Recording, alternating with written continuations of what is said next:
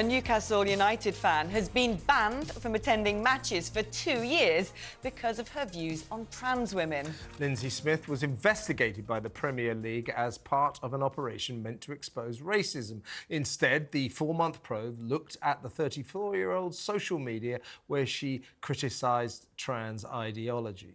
Well, I'm proud to say that she joins us now. Lindsay, I've read into your story. Can I just say, it's nothing short of horrific. Why the Premier League thinks they should be snooping around the personal social media accounts of their fans to try and weed out people. Not only that, they then decide because you actually believe in biological sex, you're some sort of danger to the public, and they ban you from attending football matches. This is nothing short of a pretty grim police state.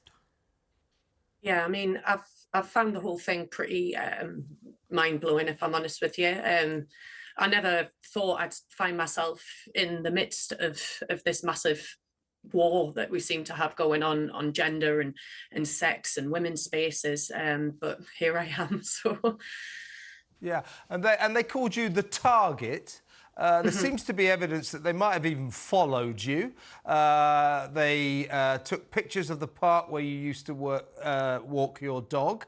They went onto your Twitter or X profile or your social media profiles to look for I live, so they could try to find out where you did live. You were investigated by a bunch of shady people at the Premier League and maybe at Newcastle United as well, as if you're some sort of criminal. What I would like to say to you, Lindsay, is I think they're breaking the law doing this to you. You haven't broken any laws. Why are they doing this? They're not the police. I know. I mean, I can't explain why they're doing it, to be honest with you. The only thing I can think of is because of the ownership model that we have, they're feeling under pressure to obviously act on things like this.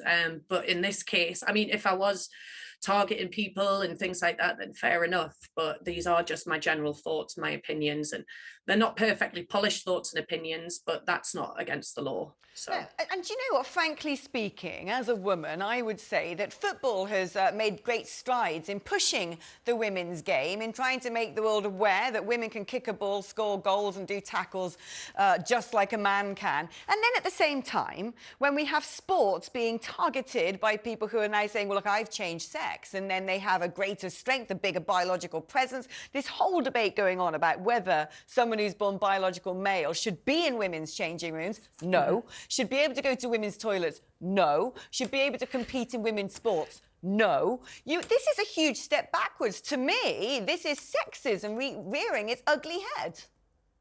Yeah, I mean, it's something I talk about quite a bit. You know, it wasn't that long ago we weren't even allowed to vote.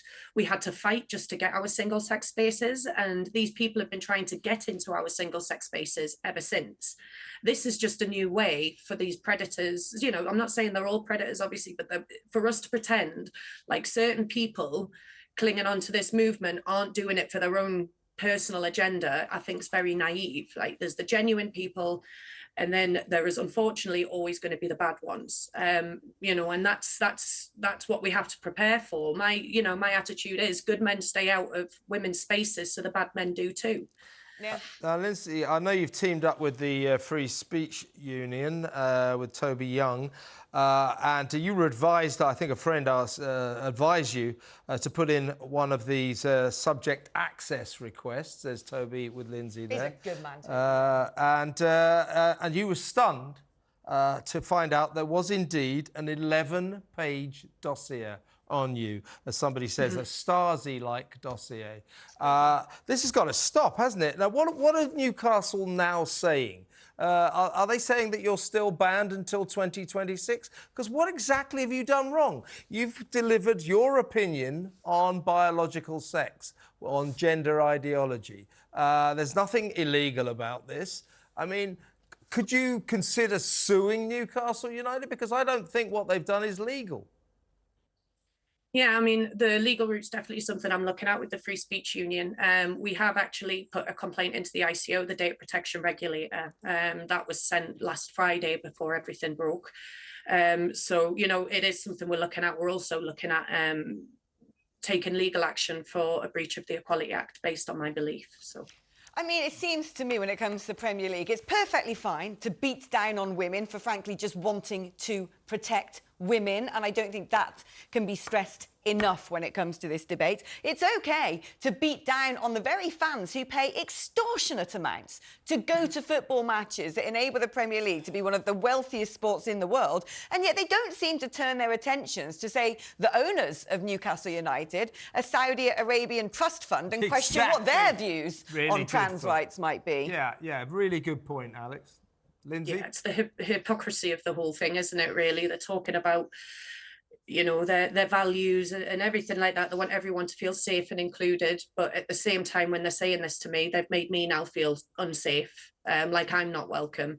You know, I'm supposed to believe that just little old me with my opinions, I'm a danger to over 50,000 people. I find that very hard to believe. I'll tell you what, yeah, I mean, I feel sorry for you because you support Newcastle. You should come and support a decent team like Fulham. I'll take you to Craven Cottage. We don't do this sort of thing there. Well, we probably do, I don't know. But tell us, Lindsay, how you felt when you got the results of your subject access request, and it was an 11-page dossier, and it was called, on the front, it said, Target Profile, Lindsay Smith. How did you feel when you saw that? It had me sick to my stomach, to be honest. And I think I said when I was in a meeting with the interview with Toby, at first I didn't even see it because I was so interested in the emails, and I was so shocked to find that they've been trying to, because I thought this all started at the end of October on the, you know, when they sent the email. So I was gobsmacked to find they've been doing it since July. And then, like I say, that's what I was focused on. And then a few days later, I was sifting through other bits, and that's when I stumbled upon that, and I felt sick to my stomach, to be honest with you. I couldn't believe the extents they'd gone to, like to you know, they even went as far as to say she doesn't appear to have a season ticket because she works and has a business in Whitley Bay. She seems to have ties to Whitley Bay. I don't see what that has to do with anything, to be honest. As if that's sinister or something. Lindsay, all I can say is please continue to love and support football. If you're a football fan, that is your right. And also please continue to do what you're doing and backing. It's not opinion, Lindsay, it is fact. Women are women, men are men, and women deserve to have the sanctity of a changing room, toilets and sports for their own sex. And also, I know you are the suffragettes. I know you love your team and everything, but I think you should sue Newcastle United and expose this, because this is outrageous. This is like kind of something in North Korea, just because of what you believe. And by the way, we agree with what you believe. Yeah. It's great to talk to you, Lindsay, and you stay strong, all right? Thank you very much. Thank you for having me. Honestly, I really appreciate it. The support's been overwhelming, so I honestly can't express enough. If it wasn't for the support, I honestly wouldn't have had the strength to carry on doing this. So we'll get you on again soon, Lindsay. We're going to carry on with this story. Good for you. Good for you.